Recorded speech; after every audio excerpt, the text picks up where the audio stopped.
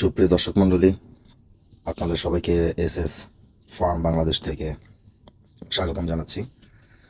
আজ আমরা জানব ফিড তৈরির উপাদান এবং আপনি আপনার নিজের ফিড তৈরি করে কতটা লাভবান হতে পারেন, আপনার ফিড তৈরিতে কত টাকা খরচ হবে। দেখেন, বাজারে আসলে বিভিন্ন ধরনের ফিড রয়েছে, এক এক রকম দাম। তো আমরা আসলে সবাই চাই আমার মুরগিটাকে ভালো একটা ফিড দিতে, যে ফিডের আমার মুরগির এফসিআর ভালো হবে, আমার মুরগি সুস্থ থাকবে, রোগ প্রতিরোধ ক্ষমতা ভালো থাকবে। তো বাজারে বিভিন্ন প্রকার বিভিন্ন রকম ফিড রয়েছে, যে সমস্ত ফিডের প্রত্যেকটাতেই আপনারা শুধু তাদের বিপাকীয় শক্তি এবং প্রোটিনের পরিমাণ আপনারা চোখে দেখতে পারেন, কিন্তু আপনারা কেউ কখনো যাচাই করেছেন কিনা আমার জানা নেই।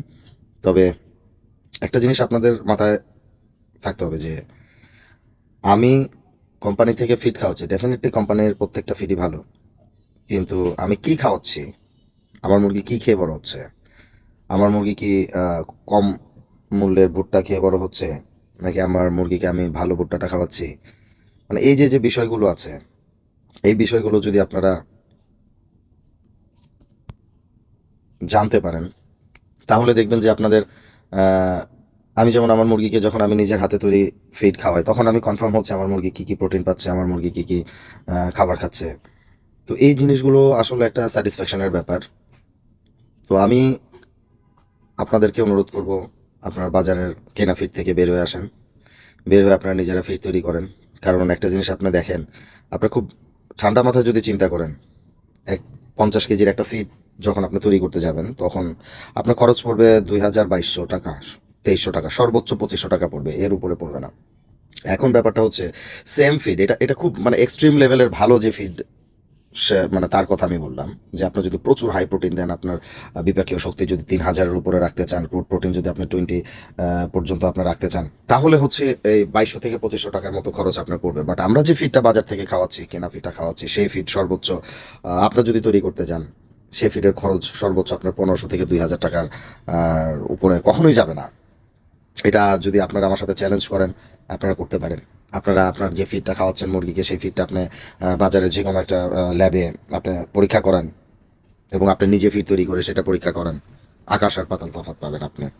হ্যাঁ, তবে এই যে যে কোম্পানিগুলো এরা করতেছে কি, বিভিন্ন দেশ থেকে বাল্ক কোয়ান্টিটির, প্রচুর বড় বড় কোয়ান্টিটির যখন ইয়েগুলো নিয়ে আসে, প্রোডাক্ট নিয়ে আসে, তখন তাদের অনেক খরচ কম পড়ে। তো আলটিমেটলি যখন তাদের ধরেন 1800 টাকা থেকে 2000 টাকা যখন তার ফিডের কস্ট হয়, তখন সেটা বাজার পর্যন্ত পৌঁছাতে পৌঁছাতে কিন্তু ঠিকই 3000 থেকে 3500 নেমে আসে। এর কারণ হচ্ছে তার ডিলার কস্ট, তার এমপ্লয়ি কস্ট, এটসেট্রা এটসেট্রা, বহুত কস্ট আছে। এটা আসলে একটা ফিড কোম্পানির একেবারে যে অনৈতিক দাম নিচ্ছে ব্যাপারটা তা না। যেমন বিভিন্ন মানুষ, বিভিন্ন সংস্থা, তারা আন্দোলন করতেছেন যে ফিডের কস্ট কমাতে, ফিডের কস্ট কমাতে। তবে আমি একটা জিনিস বুঝলাম না, তারা ফিডের কস্ট কমাতে কেন বলতেছে। ফিডের কস্ট তখনই কমবে যখন প্রত্যেকটা মানুষ, প্রত্যেকটা খামারি নিজ নিজ ফিড নিজেই তৈরি করতে পারবে, তাই না? যখন আমার অন্য কর্পোরেট কোম্পানির প্রোডাক্ট আমি নেব না, তখন কর্পোরেট কোম্পানি অটোমেটিক্যালি ফিডের দাম কমাবে ভাই। তো এই জিনিসগুলো তো আসলে সবার বুঝতে হবে। আমরা সবাই মুরগি পালন করি বা খামার করি, কিন্তু আমাদের আসলে এই জিনিসগুলোর প্রতি ধারণা থাকা বিশেষ দরকার। যাই হোক, বাই দ্য ওয়ে, আমি মূল ভিডিওতে চলে যাই। তো এখন আপনারা স্ক্রিনে দেখতে পাচ্ছেন যে 50 কেজি, 100 কেজি এবং 500 কেজির ফিডের যে ফর্মুলাটা আমি আমার স্ক্রিনে শেয়ার করেছি।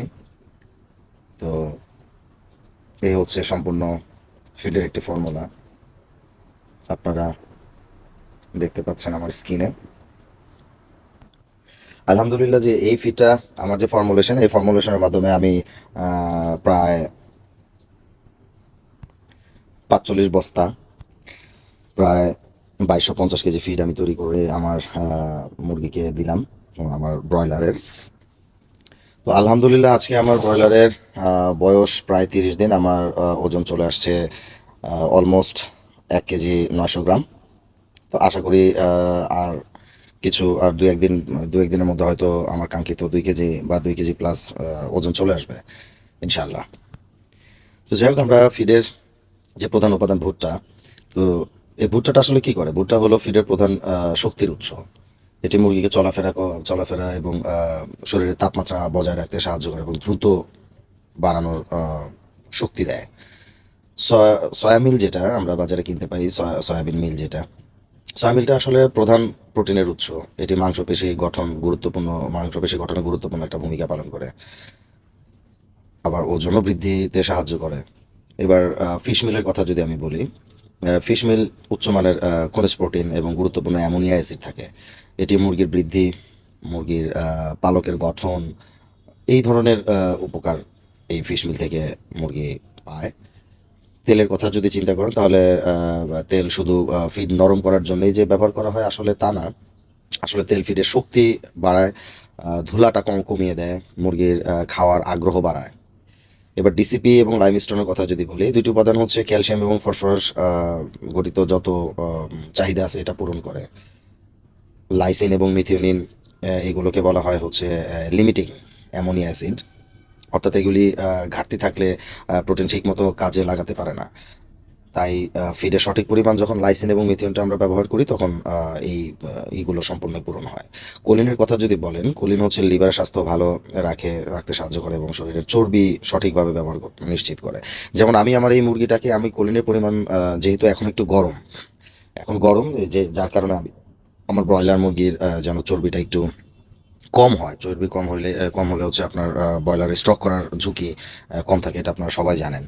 তো দেখেন বাজারে একটা ফিড যখন আপনি কিনতে যাবেন তখন কিন্তু তারা সিজনাল ফিড তৈরি করে না, তাদের একটা ফর্মুলা দিয়ে তারা কন্টিনিউ ফর্মুলেশন চেঞ্জ করতেছে, বাট তারা কখনোই কিন্তু আপনার ওই কাজগুলো করবে না যে কাজগুলো আপনি ম্যানুয়ালি এখানে ঠিক করতে পারবেন। যেমন আমি যখন কোলিনটা কমায় দিলাম তখন আমি দেখলাম আমার মুরগি ওয়েট বাড়তেছে, বাট মুরগির যে চর্বিটা হওয়ার কথা, অ্যাজ ইউজুয়াল ব্রয়লারের যে চর্বিটা হয় সেই চর্বিটা হওয়ার পরিমাণ অনেক কম ছিল। তো যার কারণে আমার মুরগিটা খুবই স্বাচ্ছন্দ্য ফিল করছে এবং মানে এক কথা যেটা আমার মুরগি উড়ে উড়ে বেড়াইছে, ব্যাপারটা এরকম আর কি, কথার কথা বললাম। তো এতটা পরিমাণে স্বতঃস্ফূর্ত ছিল তারা, মুরগিগুলো এত পরিমাণে তারা অ্যাক্টিভ ছিল। তো অ্যাক্টিভনেসটা কিন্তু অনেক বড় একটা বিষয়। তো এই হচ্ছে আপনার ম্যানুয়ালি আপনারা যখন নিজেদের ফিড নিজেরা যখন তৈরি করবেন তখন এই ব্যাপারগুলো আপনারা নিজেরা কন্ট্রোল করতে পারবেন। আল্লাহর রহমতে আমার এই পর্যন্ত আমার ব্রয়লার মুরগির কোনো অ্যান্টিবায়োটিক, আমার ব্রয়লার মুরগি ঠান্ডা, আমার ব্রয়লার মুরগি স্ট্রোকজনিত এই ধরনের আলহামদুলিল্লাহ কোনো প্রকার সমস্যা হয় নাই। তো আমি আসলে সবাইকে রিকোয়েস্ট করবো যে ভাই আপনারা নিজেদের ফিড নিজেরা বানানোর চেষ্টা করেন। যে কোনো পরামর্শের জন্য, যে কোনো সাজেশনের জন্য আমাদের স্ক্রিনের যে নাম্বারটা দেওয়া রয়েছে আপনারা এই নাম্বারে যোগাযোগ করবেন। ইনশাল্লাহ পরবর্তী ভিডিওতে আমরা আরও বিস্তারিত আলোচনা করব কিভাবে আমরা এই প্রোডাক্টগুলো আমাদের ফিড নিজেরা তৈরি করব এবং কিভাবে এগুলো মিক্স করব, কিভাবে ফিড আমরা বানাবো এবং কত খরচ। এই বিস্তারিত বিষয়গুলো নিয়ে পরবর্তীতে আমাদের একটা ভিডিও আসতেছে। আমাদের সাথে থাকবেন, আমাদের চ্যানেলটা সাবস্ক্রাইব করবেন। আপনাদের সবাইকে অসংখ্য ধন্যবাদ। আসসালামু আলাইকুম।